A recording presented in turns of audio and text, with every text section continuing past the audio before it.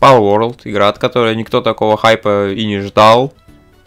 Хотя будто бы сейчас так можно сказать про любую хайпящую игру. Игра от авторов всякого кала, который пытается всегда быть чем-то, будь то Зельда, Clash Royale или Among Us, завязан на нейронке. Я лично в шоке от того, что это выстрелило так сильно. Хотя, скорее всего, виновата хайп-машина, которая сделала свое дело и разогнала эту шарманку.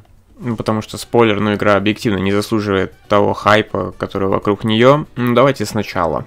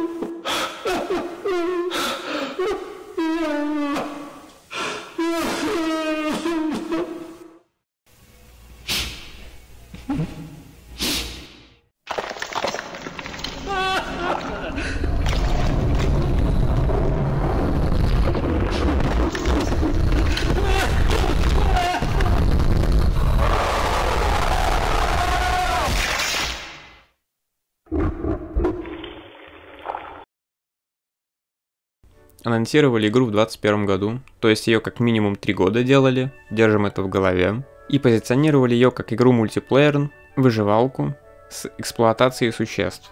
И исследованием, держим это в голове. Генеральный директор компании Такура Мизоби подчеркивал, что концепция Palworld базировалась на Ark Survival Evolved, в которой также были динозавры-компаньоны, а не покемоны, как все говорят. Механики, в свою очередь, были вдохновлены Rust, а серия Dragon Quest повлияла на дизайн существ.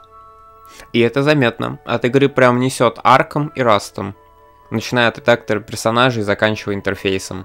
Ну вот по поводу вдохновления Dragon Quest, это, по-моему, большой вопросик, потому что единственное, что связывает Dragon Quest и эту игру, это, наверное, только цветокор, потому что остальное, ну, вообще никак не похоже. А вот на покемонов или дигимонов очень даже похоже, чуть ли не один в один некоторые просто клоны друг друга. Ну, видимо, в Dragon Quest были такие, мы просто не шарим. Ну и это далеко не все, чем вдохновлялись, в скобочках понапиздили отовсюду разработчики. Например, механика передвижения и стамина, полная копирка Зельды. Мир игры напоминает Elden Ring, что в плане дизайна, что в плане исследования. Правда, более его кривую версию, хотя некоторые места прям один в один. И меня, как человек, который наиграл 200 плюс часов в Elden Ring, это очень сильно триггерит, и я вообще не понимаю, почему никто не замечает этого. Начиная от строений, заканчивая огромным деревом на фоне, продолжая всякими скалами и подобным. Автоматизация крафта или заводы здешние напоминают Satisfactory очень сильно. Ну а то, что зверьки, которых надо ловить в шар, это огромный омаж, по-моему, на покемонов, тут так всем понятно. Короче, намешали всего, и звучит очень необычно, но как это по итогу вместе-то играется?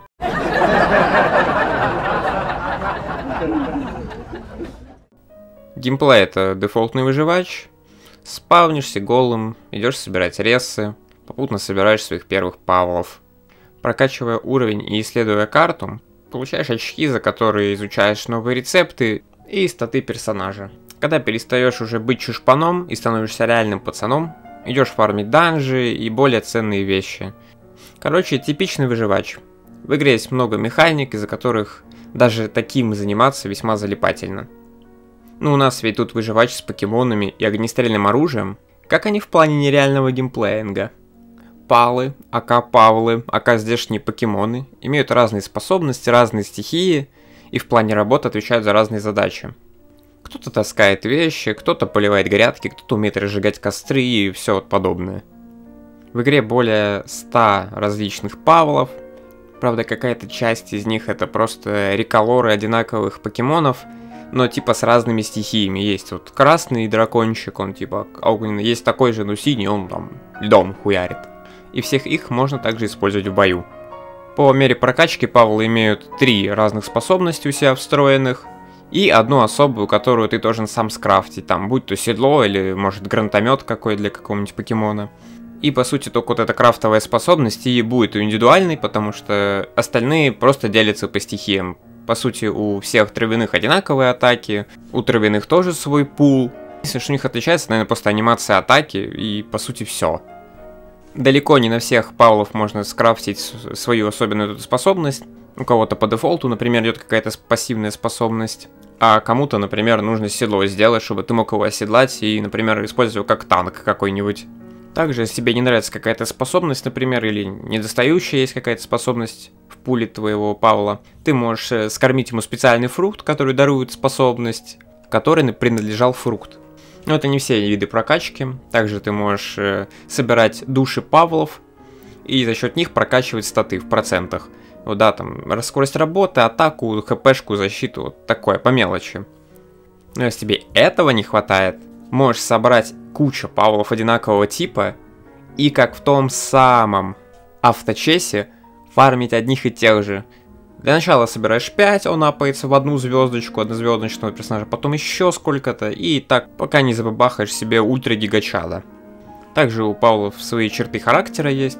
Например, кто-то мазохист, кто-то садист, у кого-то, не знаю, там хрупкие кости, кто-то трусливый, а кто-то невротик. Вот эти особенности могут накладываться друг на друга, то есть у него может быть сразу несколько способностей, из-за чего какой-то из ваших павлов будет вам полностью неугоден и не нужен, потому что он много ест и, например, часто отлынивает от работы. А таких, наверное, будет много, потому что игра заставляет много покемонов ловить и для прокачки опыта, и для исследований, и для того, чтобы, в принципе, кто-то работал на вас. И если все-таки у вас обнаруживаются ненужные юниты вот эти, то всегда можно их наказать, да, устроить показательную порку, ну или просто зарезать на мясо. Да, такая возможность все есть. Если резать на мясо вы покемонов не хотите, вот вам жалко, например, их всегда можно продать. Лично этим я и занимаюсь. Я просто продаю покемонов страшному непонятному человеку, живущему в какой-то пещере, и очень часто говорящие непонятные фразы. Я мусульман. Я уж не знаю, что все-таки было бы для них лучше, если бы я их просто зарезал на мясо или отдал ему. Но мне вот эти моральные качели ни к чему, так что я лично думаю, что им будет там гораздо лучше, чем у меня. Но если вдруг ты не хочешь быть искателем приключений, просто хочешь построить себе ферму, работать на ней спокойно и никого не трогать, то с повышением уровня на тебя начнутся набеги, будь то набеги диких павлов, то служба по защите павлов, или покемоны-фанатки, которые по описанию хотят играть с вами в доту до 7 утра. Типа ливают, блядь, алло. Что за хуйня? Мы все вдвоем. Но такой функции в игре почему-то нет. Нереалистично. Ну, короче, отбиваться придется. И если вы не будете к этому готовы, то, скорее всего, вам просто... Соло на Овервульфе, получается. Снесут лицо и всех ваших зверят тоже. Если ваш пал, например, умирает, то, в принципе, это не особо страшно, он не умер с концами. Он может воскреснуть в пакистанце, в вашем хабе, короче. Всего лишь 10 минут там поваляется и будет как новенький. Но вот в вашей базе может быть очень плохо, ведь она не восстановится. Как пример, пока я обустраивал наш дом, каминчик там, мой коллега занимался какой-то хренью, на нас напали дикие палы. Ну и как все в этой игре, нападение было забагованным, то есть они не прибежали откуда-то на нашу базу, они заспавнились прямо в ней. Из-за чего огненный павл, который застрял на крыше нашего дома, начал его поджигать. По итогу все сгорело и пришлось переделывать дом. Но со второй попытки мы уже построили каменный дом.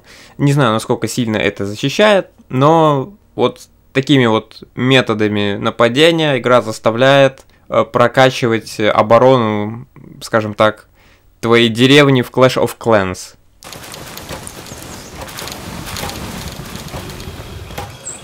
А где?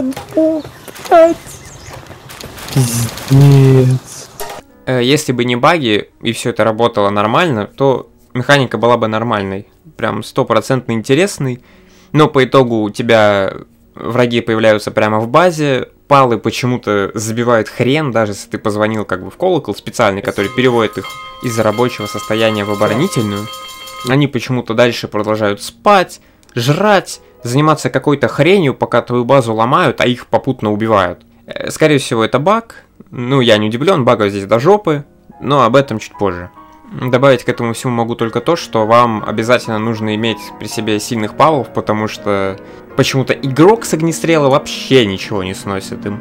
То есть способности павлов всегда будут сильнее, чем твой огнестрел. Как бы ты ни качался, может это мы такие особенные с прокачкой кривая, либо что, но мы ни хрена не сносим по сравнению с нашими павлами.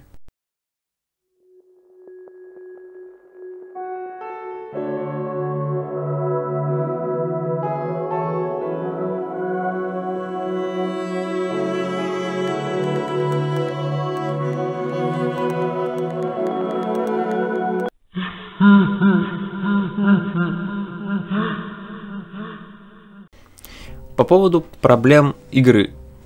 Для начала, наверное, самая главная проблема игры лично для меня. У нас есть огромный нелинейный большой мир, который тебе надо самому изучать. Как только ты спавнишься, ты сразу можешь увидеть башни сюжетных боссов. Хотя по отношению к ним в подобных играх это вообще рентабельно говорить. Короче, неважно. Итак, значит, ты всегда видишь точки, куда тебе надо идти. Например, что бы было в других играх, вот с подобным вот дизайном. Например, Elden Ring.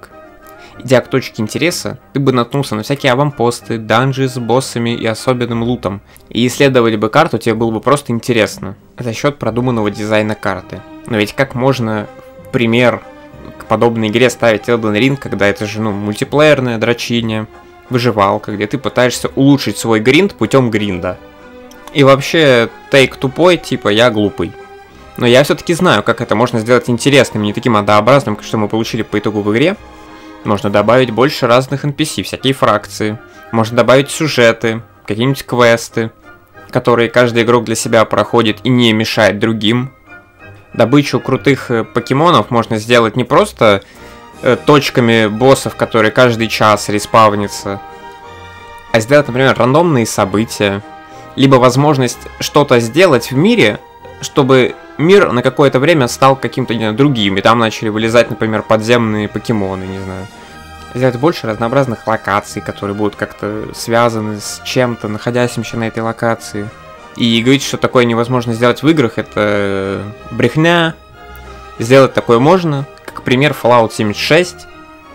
Ты тоже выживаешь, тоже строишь свою базу, тоже пытаешься поймать уже не покемонов, а оружие с крутыми звездочками и перками. Тоже на одной большой карте с игроками, тоже гриндишь и пытаешься развиваться. При этом у тебя есть куча квестов, куча NPC, взаимодействие с миром в принципе есть, ты можешь вызвать, например, какой-то ивент сам. Да что ж говорить, ты можешь в принципе взаимодействовать с своими постройками на базе. То есть пианино Fallout 76 реально будет работать. А тут у нас все чисто для декора. И карта по итогу скучная, ты вообще никак с ней не взаимодействуешь. NPC тут тупорылые. Говорить с ними нечем, они совсем чуть-чуть тебе какого-то недолора рассказывают, и все. Модельки у всех одинаковые, это... Здесь не так много NPC, чтобы делать им всем одинаковую модельку. Просто вы же делаете, не Зельду, хотя даже в ней, казалось бы, мир выглядит скудно. Но там хотя бы он наполнен чем-то, NPC с сюжетами, квестами. В принципе, там песочница лютейшая, ты можешь себе построить какую-то хрень и летать на ней, к примеру. То есть там упор немного на другое. Просто если у тебя, например, какой-то пустой мир, и игрок никак не сможет с ним нормально взаимодействовать, то какой в нем смысл? Так что миру в игре вообще мне не особо нравится. К тому же почти всегда тебя заставляют на какие-то горы взбираться, и меня просто от них уже тошнит. Окей, наверное, упор на строительство баз. Они тоже не идеальны. Я все еще не понимаю, как сделать трансферные пути, и вообще возможно ли это.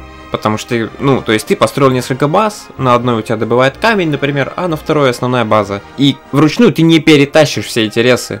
Ты уже взял, грубо говоря, 100 камней, все, ты перегружен, ты стоишь на месте, даже двигаться не можешь.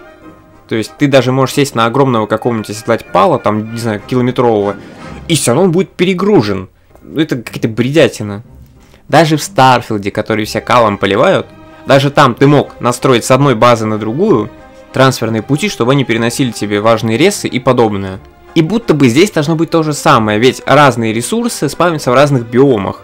И чтобы вручную тебе их не ковырять, надо, чтобы, например, покемоны из одной в другую переносили ресы с каким-то, например, временем.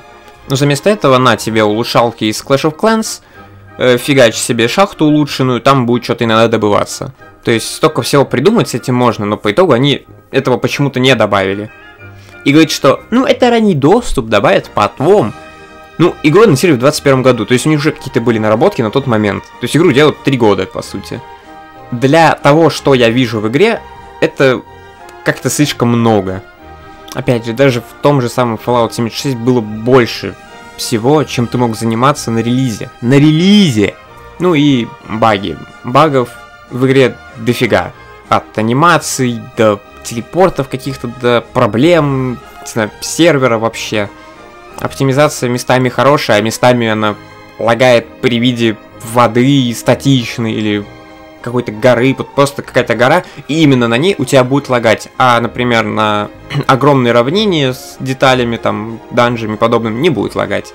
Также еще у моего коллеги, пока мы играем, файл подкачки жрет до 20 гигов, пока мы играем в эту игру. Будто бы эта игра не должна столько жрать, но окей. У меня лично таких проблем нет, но просто как бы озвучиваю, что даже такое в игре есть. И опять же, ранний доступ это не отговорка. Все, кто будет говорить, что вот игра ранний доступ и как бы ей простительно, будут сосать бибу, потому что это какая-то бредятина. Игру выпустили незаконченной и просто сказали, ну, у нас ранний доступ. Бля, по факту, зачем допиливать игру? Вспоминая, что от этих же разработчиков есть еще вызывачи, да? Которые с 2019 года до сих пор находятся в раннем доступе. Почему-то мне подсказывают, что в списках релизов эту игру мы в ближайшие 5 лет не увидим тоже. Короче, игра не без багов. Говорит, что игра 10 из 10 я не буду. И вообще не понимаю, как можно об этом говорить. Ну да ладно. Побомбили и хватит. Итак, давайте подытожим. Я надеюсь, все-таки эту игру потом доработают, допилят, добавят сюжет. Потому что, в принципе, игруха очень залипательная. Ну уж очень сырая. И пока игрок не сможет нормально взаимодействовать с миром, я не поставлю этой игре 10 из 10. И, в принципе, пока мир не будет доработан. Да и вообще, даже если ее починят и все опять будут говорить, что игра года, вы знаете, если люди что-то хвалят, я скажу, что это дерьмо еба.